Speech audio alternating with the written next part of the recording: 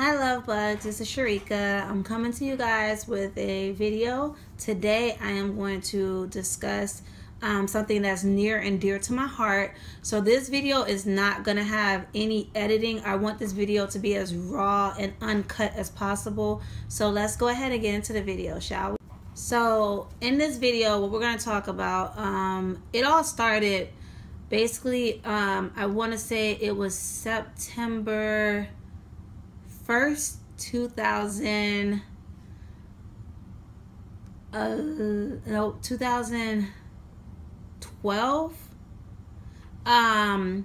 And if I'm wrong, I'll put the date down below.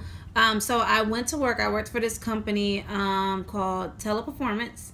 I went to the company and I worked or whatever. The previous month we had a loss in the family, and we got, after everything had settled down, my daughter had just started kindergarten, everything had started to settle down, and we my menstrual cycle was a day late. So I said, you know what, I said, maybe I should, maybe I should get a pregnancy test just to rule out, any pregnancy or anything of that nature. So I ended up going to my local CVS, well, not my local CVS, but a CVS on my way to work. And I stopped there, picked up, first response, and I proceeded on to work. When it was about time for my lunch break, well, actually, it was when I first got to work, to be honest with you. I ended up saying, you know what, let me just take the test with me, and I'm going to take it first thing in the morning because my break was an early break. So I ended up going to the restroom, taking the test, and I pretty much came to, brought my, came to, without going into TMI, I looked at the test and I saw 2 lines, and I was just like, are you serious? Like, so I then went to, I immediately went to the locker room, grabbed my cellular phone and called my husband. And I was just like, I didn't even know how to say it. Like, I was so nervous, like, I'm just like, how could this happen, I called him and I was just like, you know what? I was like, I have to tell you something. And he's just like, okay. And I'm like, we're pregnant. And the sound of his voice, like, there was dead silence for, I want to say, about a good 2 to 3 minutes. No one said anything. No one spoke. Neither one of us said anything. Like, we just, like, and I told him, I said, you know what, I have to call you later because my break was over and I had to hurry to go to the other side of the building to go back to work. So my break was over, so I ended up leaving and I ended up going back inside. I was super excited that entire day, but then it was also, I was excited, but at the same time I was afraid. I was scared. So I ended up clocking out for the day, coming home. I had another test. So I told my husband, I was like, you know what, let's look at this test again. So I took another test. We both looked at the test, and for this time I had a clear blue because I wanted it to tell me pregnant. So I took a clear blue and I showed him, and we both looked at each other and we're just like, what? So I told him, I was just like, how did this happen? I'm really afraid, and he just sat there. He was just like, well, it kind of is what it is, in that sense, like that, he didn't say it that way, but that was kind of how it was. Like, there's nothing we can do about it now because we do not believe in abortion. So that, it is what it is. So, from there, we ended up moving on. Like, we just went on with our day to day. The next day I ended up going to the doctor with one of my friends, and the doctor, she did a pregnancy test. No, it was a midwife. She was like, well, what are you here for today? And I'm like, I'm here for, to confirm a pregnancy. And she did the pregnancy test. The pregnancy test came back and it was negative. So I was just like, what do you mean it's negative? Like, I took 2 pregnancy tests at home. They both came out positive. What do you mean the test is negative? So what she ended up doing was she said, you know what, I have another way to check and see if you're pregnant. So she ended up taking blood from me, and she ended up saying, you know what, let's go ahead and let's draw blood, and let's see, you know, let's see what we could get. Let's see what we get or whatever. So I was like, okay. So she took my blood, and if I'm not mistaken, I think she said she separated my blood from my plasma or something like that. I don't know the medical term, but I know that she ended up just putting my blood in there. And sure enough, it came back with a positive.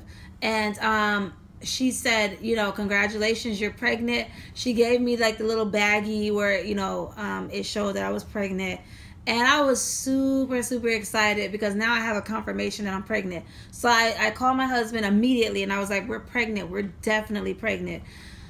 So we continued on. Like I had I think I ended up having my first, she ended up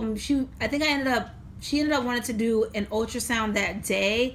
And I told her, you know what? No, I really don't want to do an internal ultrasound. I kind of want to, wait. So I had an appointment 4 weeks from that day that I went there, which I think it was like September, October. Moving on, like I didn't ever have any ultrasound pictures, anything of that nature. So I ended up, so I want to say it was around like November 10th.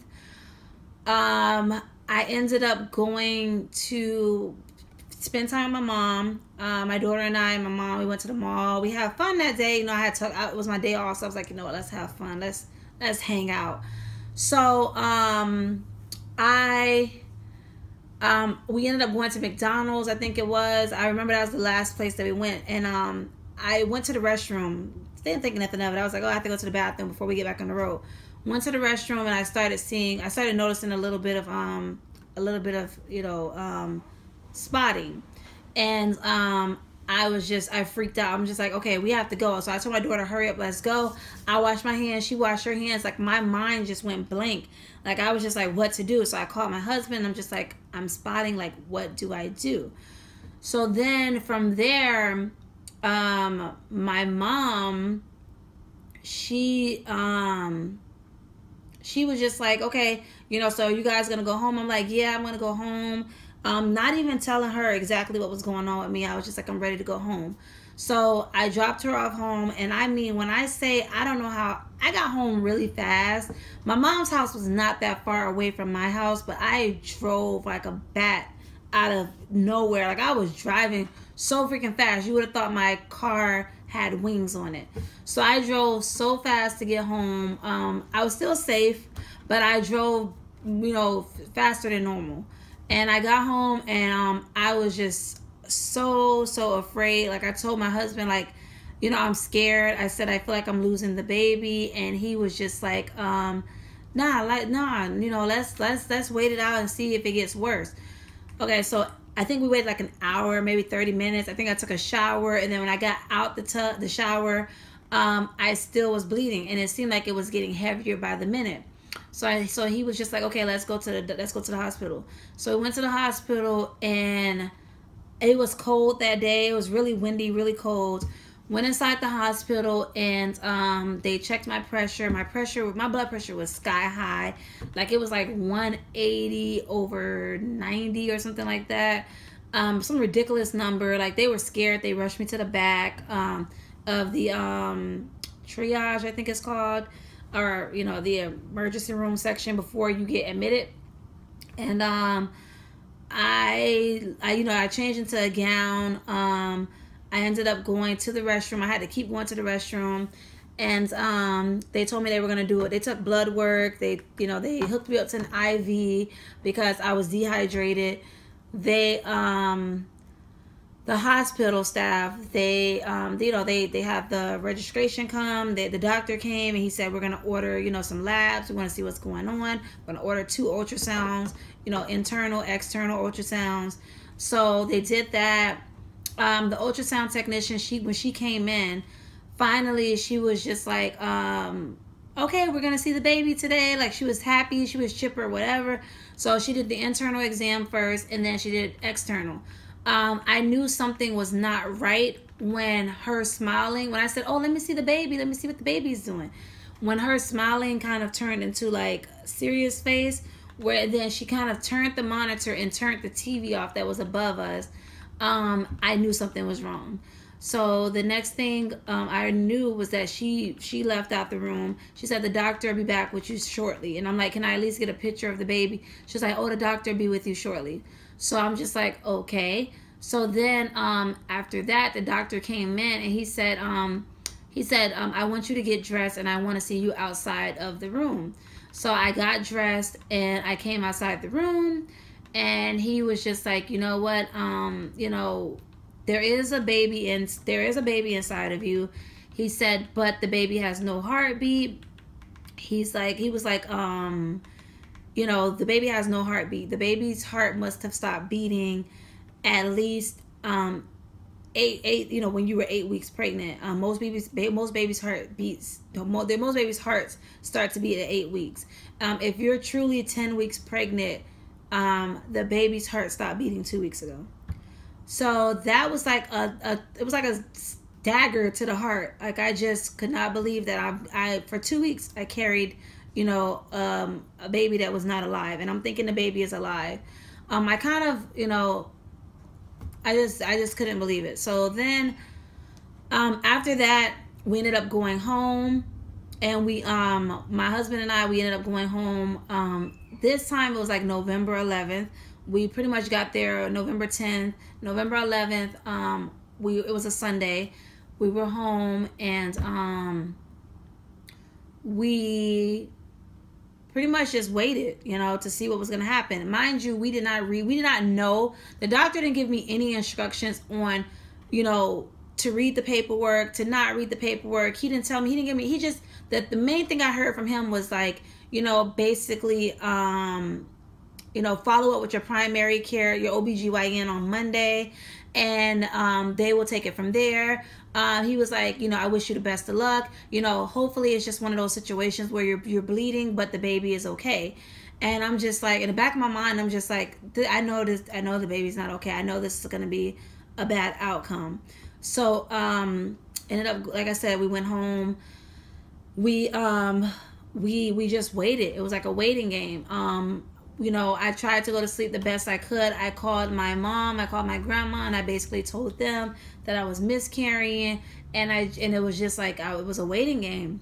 So then I went to sleep, and I remember waking up at 7 in the morning. I actually went to sleep with my daughter, because at that time I wanted to be closer with her, because she, that's my child. So I just wanted to be closer to the child that I gave birth to. So I ended up sleeping in her bed. I woke up because I woke up with this excruciating pain, and I went to the restroom, and I sat there, and I just sat there holding my stomach. Like, it felt like contractions. So I'm sitting there, I'm like crying, and I'm just like, oh my gosh, and I'm just crying and crying. So I put my hand down there, and I felt something. So I went to my husband, and I was just like, something is coming out of me. Like, I pretty much wobbled from my bathroom to the bedroom, and I'm like, something is coming out of me. And he was like, well, go back to the bathroom. So I went back to the restroom, and I sat there, and he stood by the door, and all I heard was bloop. And I felt like a splash of water, and so I stood up, and it felt like a relief. So I was just like, what was that? What was that? And I looked, and it was just like a sack. And I was just like, what is that? I was like, is that the baby? So I started screaming and crying, and I'm just like, we have to get the baby out. We have to get the baby out. And my husband was just like, he brought me a spoon and a spatula for me to try to, get whatever was in there out. And I was so afraid. Like, I had this like wave of fear that just came over me. So I'm just like, I'm not gonna do it. So we let time pass, and finally I came to, and I was just like, you know what, let's just go ahead, let's flush it. So we took, because we had a memorial service for his mother at the time. We had flowers that were we have flowers still. So we took some flowers, and we took them, and we put them on top. We both had like a moment of silence, and then we We both put our hand on the toilet handle and we flushed. So it was Monday, November 12th. And we took my daughter to school. My husband called out the next day. We're not taking our daughter to school, and we went to the doctor's office. At the doctor's office, sitting there, what was pretty much like 30 minutes felt like forever. It felt like an eternity. I'm looking around and I'm seeing all these women who are pregnant, who have their babies, and I'm sitting here like, I'm coming here for an appointment because I lost my baby, and they have to make sure that my baby is pretty much out of my body. So I went in, and the doctor, like, he saw me, and he was just like, what happened? And I explained to him what happened. He scheduled me for an ultrasound that same day because he basically explained to me my options, that, you know, either the baby is completely out, or if the baby is not, they're going to have to do a D&C and remove whatever's remaining from the baby. So I was just like, I know I don't want a D&C, so I'm just like, you know, forget this. Like, I as soon as we came back home, I basically started pushing just to make sure everything was out of me. And all of a sudden I looked down and I seen like this little ball. It was probably about the size of this, but it was circular, and it was translucent. And I scooped it up with my hand. I was very careful, and I scooped it up, and I looked, and I was looking inside, and I was just like, what is this? Like, what is this? You know, what is it? At the time, I didn't think to record. I didn't think to do anything. I was just like, what is this? Because in my mind, the sac that had came out was everything. But then I looked, and I'm just like, what is this? Like, what is this? You know? So I looked, and then I saw inside, and I was just like, that looks like a baby inside of there. And I just looked, and then, you know, I kind of, you know, was holding it, and I was just like, you know what? I don't know what you are. I don't know if you are my baby or not. And I just, you know, held it in my hand just like this, in my hand. Like, I didn't care. It was like, you know, so in my hand, and I was just like, I don't know if you're my baby or not, but I don't know why you left me so soon. You know, I'm just like, you know, it hurts. It hurts really bad that you couldn't stay with us. You know, you would have been 12 weeks soon. You know, I don't know why you left. Like, you left so soon. And, you know, I just want you to know that mommy loves you, daddy loves you, your sister loves you. We all love you, and we know that we're going to see you again soon. And I basically, you know, I said that prayer, said a prayer, and I said, you know what? I would rather for you to rest in peace than for you to be, you know, I don't know, like, to be, you know, buried in a box, you know, outside, because I don't know what you are, you know. So I said, you know what, I'm just going to set you free, because I don't know what you are. I don't know if you're my baby. I feel that you're my baby, and I feel a connection, but I just don't know. So I pretty much placed the translucent circle inside of the toilet and said goodbye, and I flushed. And when I went back to my appointment, the ultrasound tech stated that everything was out of me. And then later on that night, when I got home, I realized that that was my baby that I had actually flushed, and I didn't even know it. That was like a dagger in the heart again, because I just did not know, you know, what I didn't know. That, you know, when I looked at the doctor's paperwork and everything, it did state in there to collect everything, and it hurt. Like, you know, it really hurt. If you guys notice that I may not be showing any emotions for what happened to me, is because I shed so many tears for this. What helped me to come to terms with the loss that we suffered in my family is I ended up giving the baby a name. I went through a lot of closure, a lot of closure. Before I even created this video, I went through my closure. Don't get me wrong. I cry. I still have my moments where I'll cry or I'll feel depressed or sad, but I have come to terms with the information that I know now. At that time, I wanted to create a YouTube video to help other women like me who went through a miscarriage or a loss. I At the time, I felt lonely. I felt depressed. I felt like no one understood. I felt like why me? Why me out of all people? You know, it was 7 years before I even had a baby. I think it was 6 years actually, to be exact. 6 years. My daughter had just turned 6. And I'm just like, after all this time not getting pregnant, we get pregnant and I lose the baby. I blamed myself. I had doubt. I just felt so bad. But then after time went on, I learned so much. I learned self-healing. Some things that I did was I gave my baby a name. So the name that I gave my baby, my unborn child, my stillborn child, was Ariel. That was the name my daughter had chose for the baby. At the time, I was on Weight Watchers before I got pregnant, and I had lost 10 pounds. So I had a 10, it says Nutrisystem and it says 10 on it. And that, to me, that symbolized the 10 weeks that I was pregnant.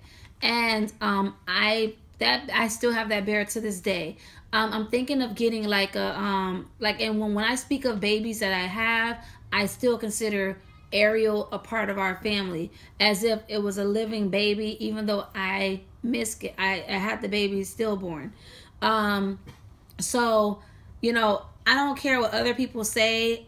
Any baby that you carry, I don't care if it was 1 week, 2 week, 3 week, 4 week, 5 weeks. I don't care what the duration of time was. A loss is still a loss, and we all grieve the same. So, you know, everybody can save that. You know, well, the baby didn't have a heartbeat. We don't know that, you know. And my mom, I had comments from family members, oh, it was just a ball of blood. No, it was not, because I actually held my baby. If you look up a 10-week-old fetus on Google, that's exactly the picture of what my baby looked like. So it wasn't a clot of blood. It wasn't none of that. This was an actual baby. My baby just didn't have a heartbeat. What also gave me closure was that the doctor told me that whether I have a baby now, 10 years from now, 5 years from now, 20 years from now, there's still a 15% chance of miscarrying. So a lot of things have helped me to cope with the miscarriage. Sometimes I cry. Sometimes I'm just like, you know what? I know my baby's in a better place. Like I said, my husband's mom had passed around the same time. It probably was like 3 months after 2.5, maybe 3 months after she passed. So I know my baby has a guardian angel. Baby is not by his or herself.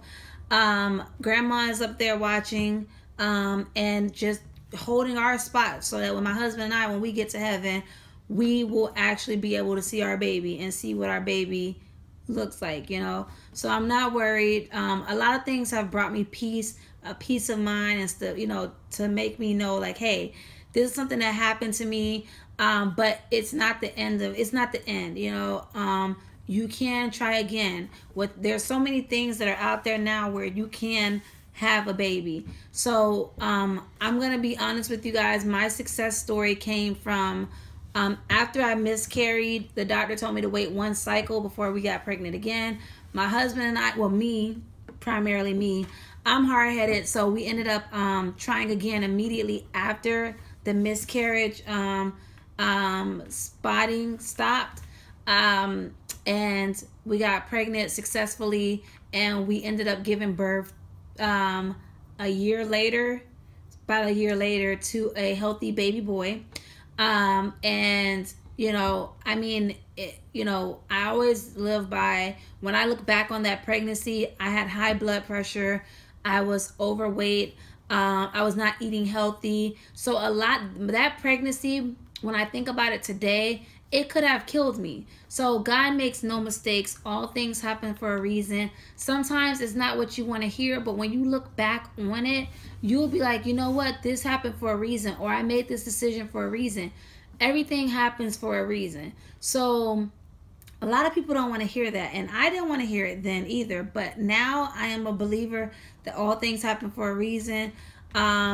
but I can tell you that having that miscarriage has changed me, because I do want more children, but I think of miscarrying. That is something that's heavily in my mind all the time. If I think I'm even pregnant, I just, I take a test. They come out negative, but I'm just always in the back of my mind is a miscarriage, and for me, I feel like that's the most draining thing, and it's devastating within itself, and it's like taking you through an emotional roller coaster. So the best advice I can give to someone is to, you have a support system. I'm putting my story out there to anyone that's suffering, a loss. Have a great support system. Reach out for support, because you will be surprised how many women out there have suffered a loss. And just, count your blessings. If you have any children, hug them really tight, and, count your blessings. If you don't have any children, I pray that God blesses you with your child. And just continue to be prayerful. And, I really, really hope this video helped someone. Please comment, like, and subscribe. And as always, love bugs, I love you guys, and you guys enjoy your day.